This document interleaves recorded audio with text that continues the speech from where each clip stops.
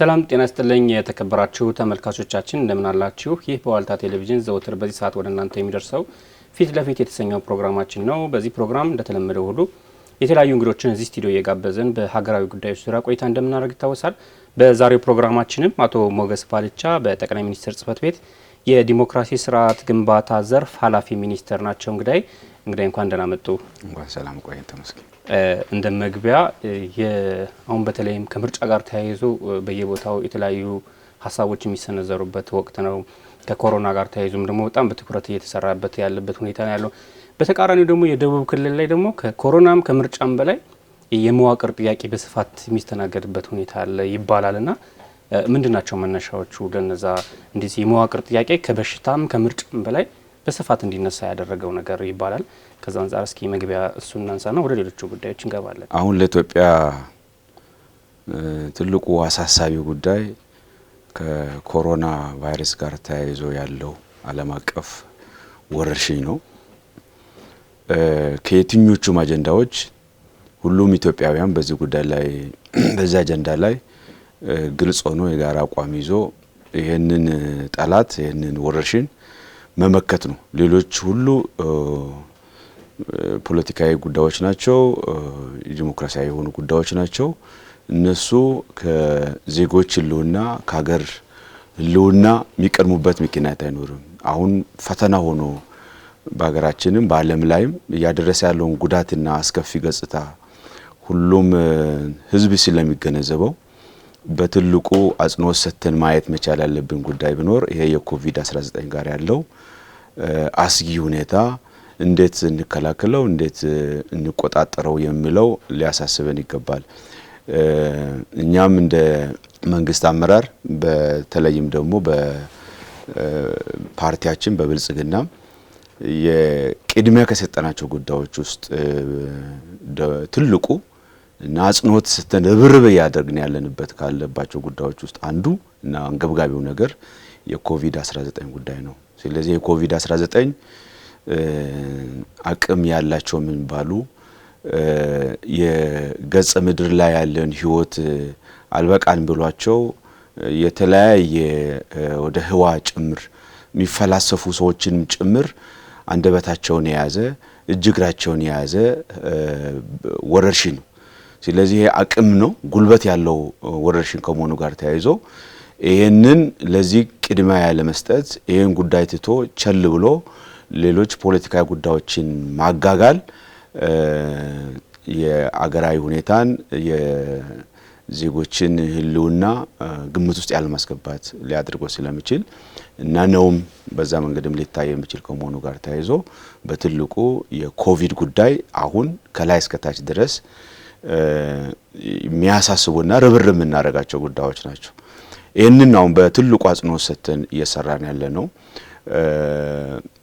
ከዚህ ጎን ለጎን ደግሞ ሌሎች አብሮ የሚነሱ አብሮ መታየት ያለባቸው ህዝብ ጋር ግልጸኝነት መፍጠር ያለብን በሌላ መንገድ ደግሞ ጎን ለጎን መሰራት ያለባቸው ሌሎች የልማት ጉዳዮች የገበላይነትን ማረጋገጥ ጉዳዮች አጽንኦት ተሰጥቶ መሰራት ያለባቸው ናቸው። ከመዋቅር ጋር ተያይዞ ያለው ጉዳይ እንግዲህ ከአጠቃላይ አገራዊ ለውጡ ጋር ተያይዞ በደቡብ ክልል ውስጥ የተለያዩ የአደረጃጀት ጥያቄዎች ከዚህ በፊት ነበሩ በኋላም ደግሞ ጠንከር ብሎ የመጡበት ሁኔታ መኖራቸው ይታወቃል።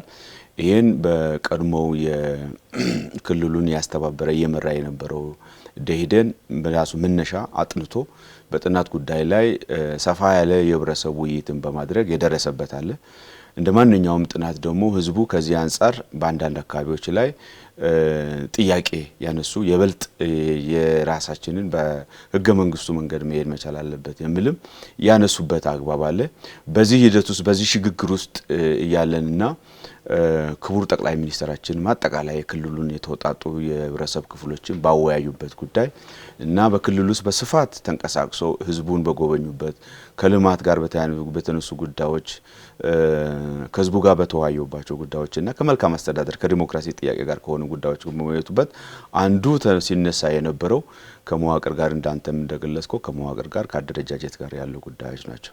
ስለዚህ ይሄን ይበልጥ ከበዚህ በፊት ክልሉ በራሱ ይዞ ይሰራ የነበረውን ጉዳይ ደግሞ የፌዴራል መንግስት በዚህ ጉዳይ ላይ የበለጠ የህዝቡን ፍቃድ አሁንም ቢሆን የህዝቡን ፍቃድና ፍላጎት መሰረት ባደረገ መንገድ መስራት እንዲያስችል በተቻለ መጠን ደግሞ የተወሰነ ቡድን ቲም ተቋቁሞ የተለያየ ተውጣጣ ነፃ በሚባል መንገድ የሚታሰቡ አካላት ክቡር ጠቅላይ ሚኒስትሩ እነዚህን ቲም አባላት የሰላም አምባሳደሮች አቋቁሞ ወደ ህዝቡ ወደ ያካባቢው ጭምር ተንቀሳቅሶ ሲጠና ቆይቷል።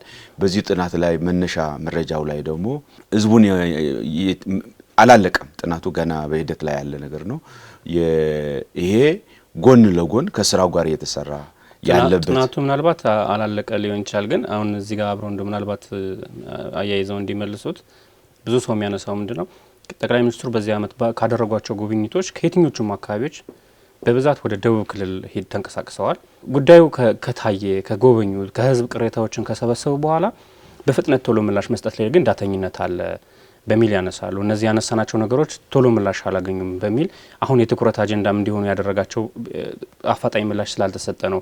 አንዳንዶቹ አካባቢዎች ላይ ልክ እሳትን የማጥፋት አይነት ነገር ነው እንጂ ስር ነቀል የሆነ ለውጥ ዘላቂነት ያለው ተመልሶ ያ ነገር እንዳያገረሽ የሚያደርጉ ውሳኔዎችን ከመስጠት አንጻር የክልሉ መሪ ፓርቲም ሆነ እንደ መንግስት የሚተችባቸው ሁኔታዎች አሉና ምንድናቸው እነዛ? ያለንበት ፖለቲካ አጠቃላይ ሁኔታና ፍላጎቱ አለ። በዚህ ጉዳይ ላይ ደግሞ የዲሞክራሲያዊ ተሳትፎ ጉዳይ በትንቁ መወሰድ መቻል ያለበት ጉዳይ ነው። ይሄ ደቡብ ክልልን ወስደህ ብታይ በውስጡ በጣም በርካታ ብዝሃነቶች የብሔር ብሔረሰቦች ብዝሃነቶች ያሉበት ከመሆናቸው ጋር ተያይዞ እነዚህ ብዝሃነቶች ደግሞ በጥሩ ሁኔታ ዲሞክራሲያዊ በሆነ መንገድ በመግባባትና በመወያየት ላይ ተመስርተ እስከመራው ድረስ ውበት የሚሆንበትና ትልቅ ለሀገርም ውጤት የሚያሳይ ስራ መሆኑን ያመላክታል ማለት ነው። ስለዚህ እነዚህን የተለያዩ ሰፋ ያሉ ፍላጎቶች ናቸው የመጡት። እኔ ክልል ላይ በነበርኩበት ሰዓት ወደ 12 የሚደርሱ ዞኖች በኋላም የጨመሩ አሉ በራሳችን ችለን በክልል እንደራጅ የሚል ጥያቄ አቅርቦ በዞን ምክር ቤቶቻቸው አጸድቆ ለክልል ምክር ቤት ማቅረቦ ከዛም ተሻግሮ ለፌዴሬሽን ምክር ቤት የቀረበ ጉዳይ አለ ማለት ነው። ስለዚህ ይሄን ጉዳይ ቆም ብሎ ረጋ ብለ ማለት ነው በሰከነ ሁኔታ ማለት ነው በጣም በተጋጋለ ስሜትና ኃይለኛ እልህና ውጥረት ባለበት ጉዳይ ላይ ፈጣን የሆነ ውሳኔ መስጠት የራሱ የሆነ አሉታዊ ተጽዕኖ አለው። ተረጋግተህ ግን ብትወያይና ብትነጋገር ረጅም ጊዜ ሊሄድ የሚችል መፍትሄ ማመንጨት ይቻላል። እየሆነ ያለውም ይሄ ነው። ምክንያቱም እያንዳንዱ አካባቢ ራስን ችዬ በክልል ሊደራጅ የሚልበት እያነሳ ያለበት ሁኔታ ላይ ይሄ ህገ መንግስታዊ መብቱ ነው የሚያነሳው።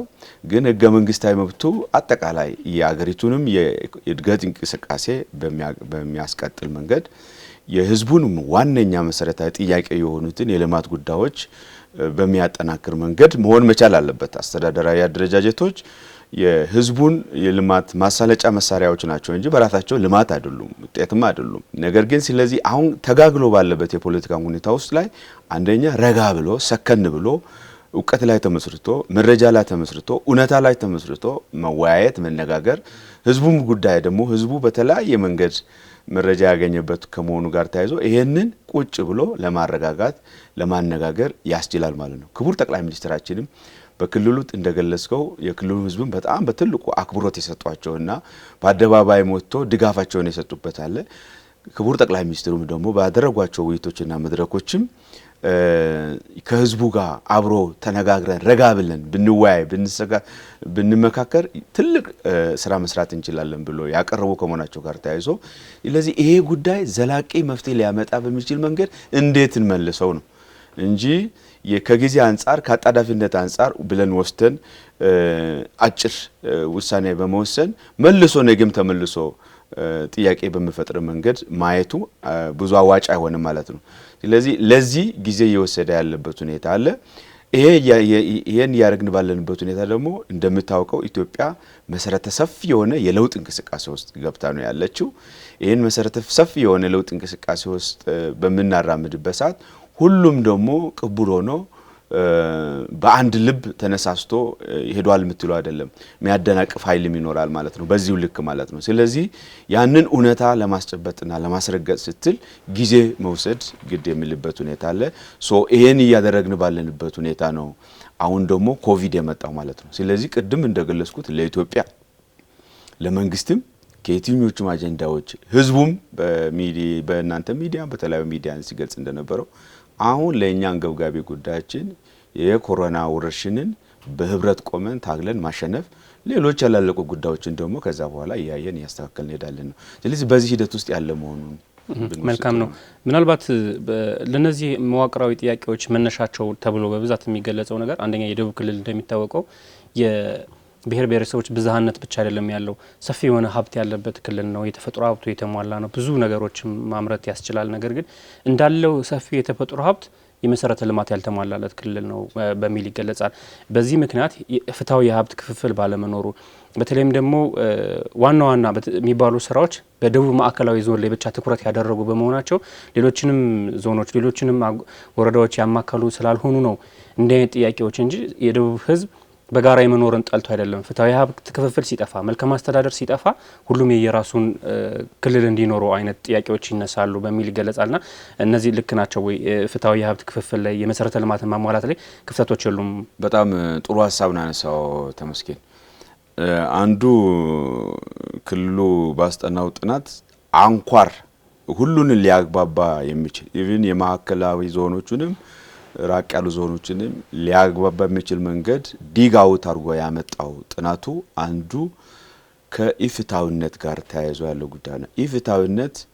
በገንዘብ ብቻ አይደለም ኢፍታውነት በመሰረተ ልማት ብቻ አይደለም ኢፍታውነት ተገቢ የሆነ የአመራር አስተዳደራዊ አላፍነቶችንም በአግባቡ ከመሳተፍ ጋር ተያይዞ ባሉ ጉዳዮች ላይ ጭምር የነበረበት ነው ኢፍታውነቱ ግልጸኝነትን ካለማረጋገጡ ጋር ግልጽ ሆኖ አንዱ አካባቢ ላይ የሆነው ሌላ አካባቢ ላይ ካለ መሆኑ ጋር ተያይዞ የሆነበትና ያልሆነበት ምክንያት በቀጥታ ወደ ህዝቡ ጋር አድርሶ አስገንዝቦ ከመሄድ የግልጸኝነት ከመፍጠርም ጋር ያሉ ኢፍታውነቱን ይበልጥ አጉልቶ ያመጡ ጉዳዮች መኖራቸውን ያመላክታል ማለት ነው ስለዚህ አብዛኛው ቦታዎች ላይ የነበረው ሁኔታን ስናይ አደረጃጀት ጥያቄ መንስኤ ሆኖ እየመጣ ካሉት ሌሎች ምክንያቶች አሉ አንዱ ይሄንን ሊያረጋግጥ የሚያስችል የአስተዳደር የአመራር ሁኔታ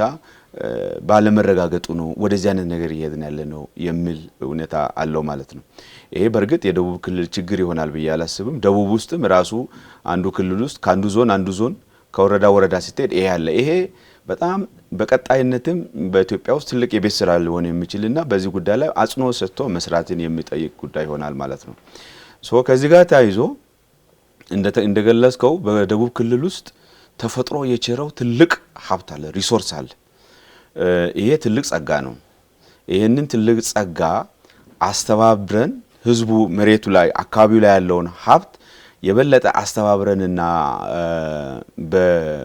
በመንግስት በኩል በፓርቲ በኩል የሚታዩ ውስነቶችና ጉድለቶችን ቀርፈን አስተባብረን ብንመራው ብናስተባብረውና ህዝቡ ከዚህ ሊጠቀም የሚችልበት እድል ብንፈጥር አይደለም ለራሱ ለክልሉ ሊቅርና ለሀገርም ለሌላም ሊተርፍ የሚችል ስራ መስራት አንዱ ሊቆጨን የሚገባው ጉዳይ ይሄ ነው ይሄንን እንደ አንድ ትልቅ የቤት ስራ ወስዶ በቀጣይ መስራት የሚጠይቅ ይሆናል ማለት ነው ትክክል ነው የሀብት የጋራ ሀብት የሚባል አለ ይሄ ሀብት የሚከፋፈልበት የቀመር ስርዓት አለ ብዙ ጊዜ እሱ ላይ ብዙ ምዛም ክርክር አይነሳ ነገር ግን የክልል ራሱ የሚያስተባብረው በፌደራል ደረጃም ፌደራል ራሱ የሚያስተባብረው ሀብት ላይ ቀደም ያልካቸው መሰረተ ልማት እነዚህ ትልልቅ ጉዳዮች በየትኛው ቀመር ነው በምን አግባብ ነው መድረስ የሚቻለው እንደሚታወቀው ደግሞ በአገራችን ውስጥ ያለው ድህነትና ኋላ ቀርነት ሰፊ ነው ከአካባቢም የልዩነት አለው በአንዱ አካባቢ ላይ በተነጻጻሪ የተሻለ ሊመስል ይችላል በሌላ አካባቢ ደግሞ የከፋ ሊሆን ይችላል ስለዚህ የትኛው ማስቀደም ይኖርብናል ብሎ ወስዶ ከመድረስ ጋር ያሉ ጋፖች መኖራቸው ተለይቷል ማለት ነው ስለዚህ እነዚህን ጉዳዮች ማስተካከል ቢቻል ይላሉ አሁን እኛ ከዚህ በፊትም የነበረው መነሻ ላይ እነዚህ ጉዳዮች ሊስተካከሉ ቢችሉ አብሮነቱ ስጋት አይደለም። ለአብሮነት አብሮ በአንድ አስተዳደር መዋቅር ውስጥ መኖር በመዋቅር ውስጥ አብሮ መስራት ስጋት አይደለም። ስጋት እንዲሆን እያደረገ ያለው የአሰራር ዘይቤው ነው። ይሄ የአሰራር ዘይቤ ካልተስተካከለ ድረስ ይሄን እውነታ ሊቀይር አይችልም። መስተካከል ይችላል ብሎ ነው። ይሄ በአንድ በኩል ወስደህ ስታው ከዲሞክራሲያዊነት አንፃር ተገቢ ነው። ፑሽ ያደርጋል። የማን ችግር ነው? ማን ነው ግን ይሄን ማድረግ የነበረበት? አሁን አንድ የሚነሳ ነገር አለ። የክልሉ መሪ ፓርቲ ደኢህዴን፣ አሁን የክልሉ የብልጽግና ፓርቲ ይሄ በአቅም ያለ መጎልበት በመካከሉ የእርስ በርስ መከፋፈል መኖር ነው እንደዛ ችግሮች እንዲፈጠሩ ያደረጋቸው። የሚነሱ ጥያቄዎችን በአፋጣኝ ምላሽ የመስጠቱ ፍትሃዊ የሀብት ክፍፍል እንዲኖር ማድረግ ቢቻል ኖሮ አንዳንዴ እንደውም ምን ይነሳል መሰለዎት በጣም ሰፊ የሆነ የኢንቨስትመንት አማራጭ ያለበት ክልል ነው ደቡብ ክልል። የተለያዩ የውጭ ሀገር ባለሀብቶች ሀገር ውስጥ ባለሀብቶችም ደቡብ ክልል ውስጥ አሉ። እነሱ የሚንቀሳቀሱባቸው አካባቢዎች ላይ ግን መንገድ ያልተሰራባቸው አሉ። እንደነ ከፋሸካ የተለያዩ አካባቢዎች ላይ ቡና ያለበት ካሽክሮፖች ወደዚህ ወደ ገበያ ወደ ማዕከላዊ ገበያ ወደ ኤክስፖርት መደረግ የሚችሉ ምርቶ ያለበት አካባቢ ላይ ባለሀብቶችን እንኳን አስተባብሮ ጥርጊያ መንገድ እንኳን ለማሰራት የአመራሩ ቁርጠኝነት አለመኖር ነው፣ የአመራሩ አቅም ችግር መኖር ነው በሚል ይነሳል። የአመራሩ አቅም የአመራሩ ቁርጠኝነት አለመኖር ነው እንደ ችግር ያልከው አንድ ምክንያት ሊሆን ይችላል ማለት ነው። ኦፍ ኮርስ ትልቁ ችግር ሊሆን የሚችለው እሱ ነው። አመራሩ ቅድም ዋናው አስተባባሪው እሱ ስለሆነ ቅድም ያልኩ ነው። እነዚህን ጉዳዮች በደንብ አድርጎ ይዞ መምራት ከተቻለ አመራር ኃላፊነት የሚወስድበት አመራር የችግሮች ሁሉ ዋና ማዕከል አመራር ነው ባለበት አመራር እነዚህን ሁሉ የፊቱን የጋረዱ ጉዳዮችን ቀርፎ ማየት ከቻለና ህዝቡ ማስተባበር ከቻለ አንድ ጊዜ አትሞላውም። የምንፈልገው የልማት ፍላጎት በአንድ ጊዜ ሊሳካ የሚችል አይደለም። ግን ደግሞ ቢያንስ ቅድም እንደገለጽኩት አንደኛ ግልጸኝነት የፈጠርክ፣ ሁለተኛ መድረስ በሚገባ መንገድ እየደረስ ከሄድ እነዛኔ ቅራኔውና ቆንትኖቹን እየቀነስን መሄድ እንችላለን። በዚህ ልክ የመጣ የራሱ የሆነ ለውጥ ማለት እድገትም አለው። ዝም ብሎ ችግር ውስጥ የቆየ መንግስት ነው ወይ ደግሞ አመራር ነው ብለም ተወሰዳለ። የራሱ የሆነ አዎንታዊ አስተዋጽኦ የተጫወቱ አለ። እሱም ብዙ ጊዜ መግለጽ አስፈላጊ አይደለም። ግን በዛው ልክ ደግሞ ወደዚህ አይነት ደረጃ እንዲደርስ ያደረገው ከሊደርሺፕ ጋር የተያዘ ጉዳይ ስለሆነ አንዱ በትልቁ መወሰድ አለበት ነው። ይሄ የሚታወቅ ነው ማለት ነው።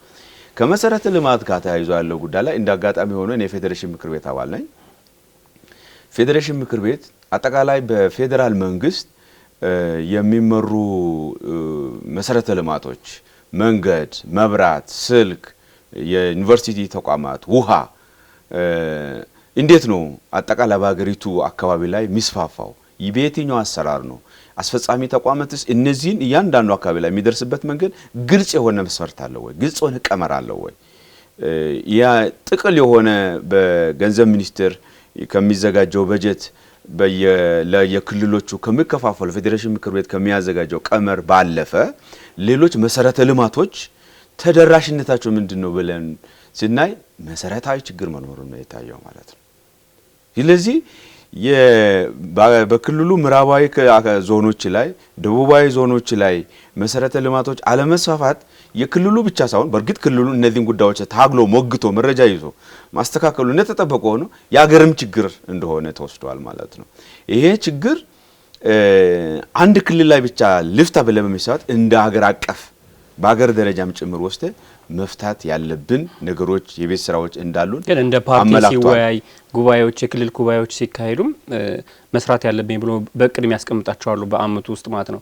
እነዛን አቅዶ ከመንቀሳቀስ በፌዴራል መንግስቱም ደግሞ እገዛ መጠየቅ ያለበት ነገር ደግሞ እገዛ በመጠየቁ በኩል ድክመት ካልኖረ በስተቀር አሁን ብዙ አሉ። አሁን 4-5 አመት እየተጓተቱ የማይሰሩ የመንገድ ፕሮጀክቶች ሌሎች ነገሮች ከዛ ጋር ተያይዞ ነው እንደዛ ጥሩ። አሁን ለምሳሌ በክልል የሚሰሩ አለ። በክልል አቅም የሚሰራ ጥርጊያ መንገድ የጠጠር መንገድ በክልሉ መንግስት የሚሰራ ነው። እነዚህ በዋነኝነት አብዛኛው የክልሉ አካባቢዎችና ወረዳዎችን ለማስተሳሰር ጥረት ተደርጓል። ይሄ ትልቅ መረጃ መሰረት አድርገን ብንነጋገር በጣም ትልቅ ፕሮግሬስ ያደረገበት ሁኔታ አለ። በዚሁ ልክ ደግሞ የህዝቡ ፍላጎት በከፍተኛ ሁኔታ ነው የሚያድገው። በጥርጊያ መንገድ ጠጠር መንገድ አድርገህ የነበርከው ነገር የህዝቡ የልማት ፍላጎት ፖዚቲቭ ነው። በከፍተኛ ሁኔታ ከማደጉ በፊት ሌላ አካባቢ ላይ የሆነ ካለው ነገር ጋር አስፋልት እንዲሆንለት ይፈልጋል። ደረጃውን የጠበቀ የጠጠር መንገድ እንዲሆንለት ይፈልጋል። ተደራሽ እንዲሆንለት ይፈልጋል። ቅድም ሊደርሺፕ ጋር ያለው ጋፕ ያልኩት መወሰድ አለበት የሚለው እሱ ጋር ያሉትን ነው። ስለዚህ የህዝቡ የልማት ፍላጎት ፍጥነትና ይሄንን የልማት ፍላጎት ታሳቢ ባደረገ መንገድ የአመራር የመስጠቱ ፍጥነት ባላንስ አላደረገም። በዚህ ምክንያት የተፈጠረ ጋፕ ነው ያያየን ያለ ነው ማለት ነው። ጥረት ያደረገው አለ ክልሉ መንግስት በራሱ ጊዜ ሄዶ ብዙ የሰራቸው ልማቶች አሉ ህዝቡም የሚመሰክራቸው ማለት ነው። በጥናቱም የመጣው ማለት ነው። በዛው ልክ ደግሞ ያላረኩ ጉዳዮች አሉ። ማርካት ብቻ አይደለም ቅር ያሰኙ እንደተባለው ሁሉም አካባቢ ላይ ካለ መድረሳችን ጋር ተያይዞ እስካሁን እኛ በ20 ምናምን አመት አስፋልት ሳናይ የቆየን አካባቢዎች አለን። የሀገሪቱ አካል ሆነን በዚህ መንገድ ልማት ያልተረጋገጠበት አለ። ኩራዝ ምን ተጠቀም የህብረተሰብ ክፍሎች አለን ይላል። ይሄ ፋክት ነው። ይሄንን ፋክት መስራት ነው መቀበል መስራት የሚጠይቅ ነው ሊሆን የሚችለው ማለት ነው። በዛ መንገድ ነው ላይ የሚችለው። ሌላኛው ከዚህ ከልማቱም ጋር ተያይዞ ደግሞ ሰፊ የሆነ የመልካም አስተዳደር ጥያቄ ይነሳል። በርከት የሚሉ አካባቢዎች ላይ ሰፊ የሆነ የመልካም አስተዳደር ጥያቄዎች ይነሳሉ።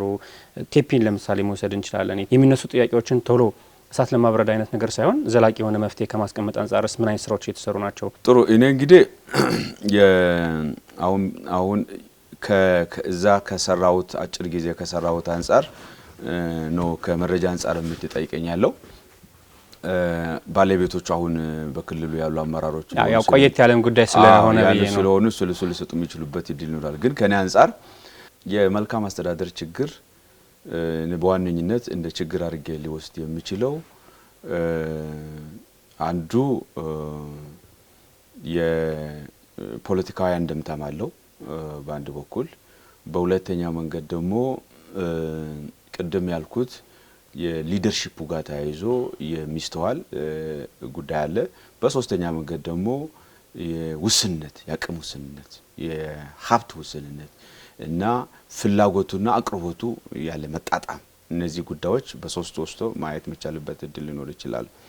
ከመልካም አስተዳደር ጋር ተያይዞ እንግዲህ እንደ ሀገር ህዝቡ ለውጥ እንዲመጣ አዳዲስ እውነታዎች እንዲመጡ ተጽዕኖ ፈጥሯል።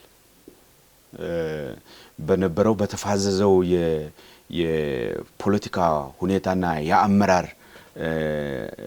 ሁኔታ የኢትዮጵያ ህዝብ ሊሄድ ቀጥል እንደማይችል ሊያስተናግድ እንደማይችል ተጽዕኖ ፈጥሯል። ይሄ ፋክት ነው። ይሄን ፋክት በአንድ አካባቢ ላይ ብቻ ያለ አይደለም፣ በሁሉም የሀገሪቱ አካባቢዎች ላይ ያለ ጉዳይ ነው ማለት ነው። ስለዚህ እነዚህ ጉዳዮች ደግሞ በዛው ልክ ደግሞ በደቡብ ክልል ውስጥም የተለያዩ አካባቢዎች ላይ በስፋት ተስተውለዋል ማለት ነው። ከዚህ ጋር ተያይዞ ቅድም ያልከው የአደረጃጀት ጥያቄዎች፣ የመልካም አስተዳደር ጥያቄዎች፣ ይሄ አልተፈልታልኝ፣ ይሄ መንገድ አልገባልኝም፣ ይሄ ተቋማት አላለቁልኝም፣ አመራሩ ይሄንን አገልግሎት መስጠት አልቻለም፣ ስታፍ ሰራተኞቹ ጋር ይሄድ አልሆነም የሚለው ሼክ እንዳያደርግ አድርጎታል ማለት ነው። የመንግስትን የአመራር ሁኔታ ሼክ እንዳያደርግ አድርጎታል ማለት ነው። ይሄ በመሆኑ ቅድም ያልነው ክልል ውስጥ የተለያዩ ጥያቄዎች ጎልቶ እንዲወጣ ማድረግ ተችሏል። በዚህ ሁኔታ በዚህ ጊዜ ላይ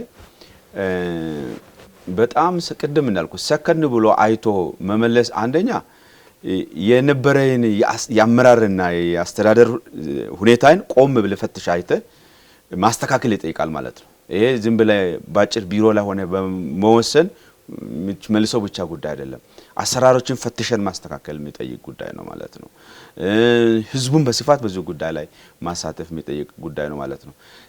እነዛን ነገሮች በመኖርበት ሰዓት በርግጥ የጸጥታ ጉዳይ በተለይ ክልል ውስጥ የጸጥታ ጉዳይ በአንድ ጊዜ በርከት ባለ ሁኔታ የተነሳበት አግባብ አለ ማለት ነው። ቴፒ ብቻ አይደለም እንደ ምሳሌ ነው ቴፒ ብቻ አይደለም።